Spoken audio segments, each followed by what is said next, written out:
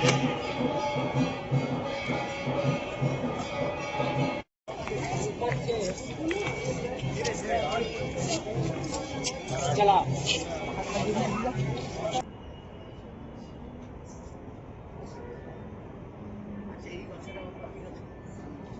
गवार हरि हरि बोल प्रभु आदेश।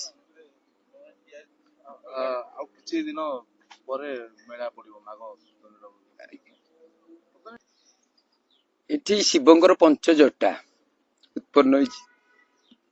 ଏ ତ ଗୀତା ଜ୍ଞାନ କହିଲେ ଭଗବାନ 18 ଅଧ୍ୟାୟରେ 18 ଯୋଗ ବର୍ଣ୍ଣନ।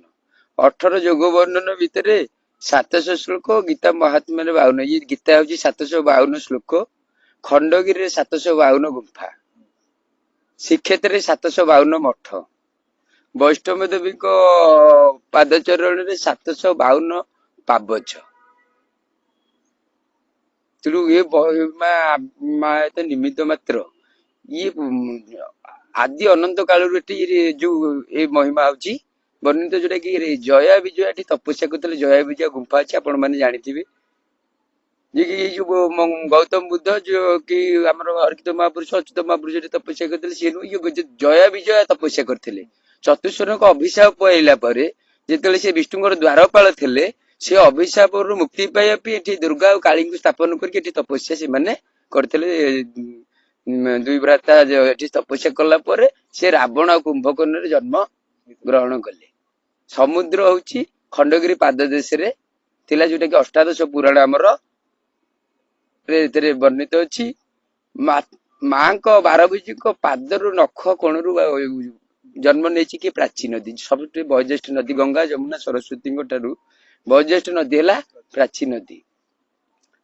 ଆମର ଇତିହାସ 1200 ଖ୍ରୀଷ୍ଟାବ୍ଦରୁ ଦେଖଉଛି ଯେ ଇଏ ହଉଛି କୁମାରୀ ଆଉ କୁମାର କୁମାରୀ ପାହାଡ ଥିଲା ବୋଲି, ଏକାମ୍ର କାନନ ଦିଟା ଗିରି ଏଇ ନାଁରେ ଅଛି। କିନ୍ତୁ ତା ଆଗରୁ କଣ ଗୋଟେ ନାଁ ଅଛି, ଆଉ ସେଇଟା ଆମେ ଜାଣିନେ, ସେଇଟା ହଉଛି ଗୁପ୍ତ। ଆଉ ସେଇ ନାଁ ଟିକେ ଖୋଜିବାକୁ ଆପଣ ମାନଙ୍କୁ ବି ଏଇ ଅଧମ ପ୍ରକୃତି ସେବକ ରହୁଛି ଆଦେଶ।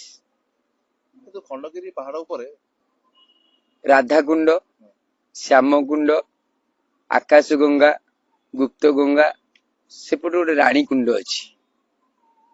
ଆମର ଏଠି ବର୍ତ୍ତମାନ ତ ଆଉ ଯୋଉ 752 ଗୁମ୍ଫା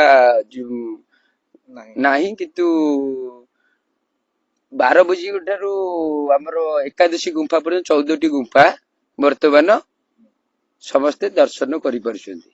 ଏଇଟା ହଉଛି ଯୋଉଠି ଆପଣ ବସିଛନ୍ତି, ହଉଛି 12 ନମ୍ବର ଗୁମ୍ଫା। ମାଙ୍କ ନାଁ ହଉଛି ବାରଭୁଜା, ଇଏ 12 ନମ୍ବର ଗୁମ୍ଫା। ଏଇ ଯୋଉ କୁଣ୍ଡର କଣ ମାନେ ଆବଶ୍ୟକ କଣ ପଡେ ଏବଂ କଣ ପାଇଁ? ତ୍ରିବେଣୀ ସ୍ନାନ, ଯୋଉ ତ୍ରିବେଣୀ ସଙ୍ଗମରେ ସ୍ନାନ ତ୍ରିବେଣୀ ବୁଡ ପକାନ୍ତି, ଯଦି କୌଣସି ଭକ୍ତ ମାନେ ସେଠିକି ଯାଇପାରନ୍ତିନି ଜନସାଧାରଣ ମାନେ, ଏଇଥିରୁ ପାଣି ନେଇକି ସବୁ କୁଣ୍ଡରୁ ନେଇକି ଏଠି ତ୍ରିବେଣୀ ସ୍ନାନ କରନ୍ତି।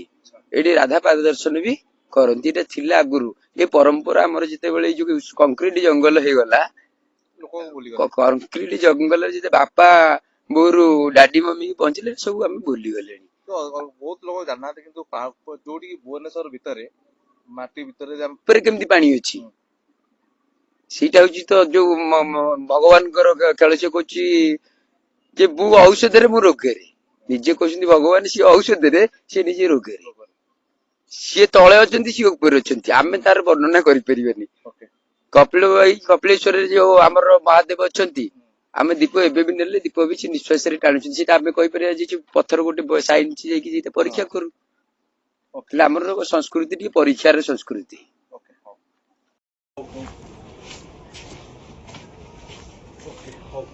ଠିକ ଅଛି, ମୁଁ ଟିକେ ସମୟ ପରେ ପାହାଡ ଉପରେ ମୁଁ ଚଢିଦିଏ ନା, ତ ଧଇଁ ସଇଁ ଯାଉଛି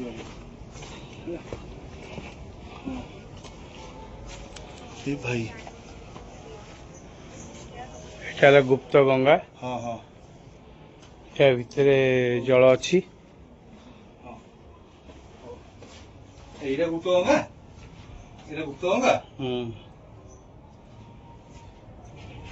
ଦେଖୁଥିବେ ପାଣି ଦେଖାଯାଉଛି ଆପଣଙ୍କୁ, ଦେଖାଯାଉଛି। ତାହେଲେ ଗୁପ୍ତ ଗଙ୍ଗା।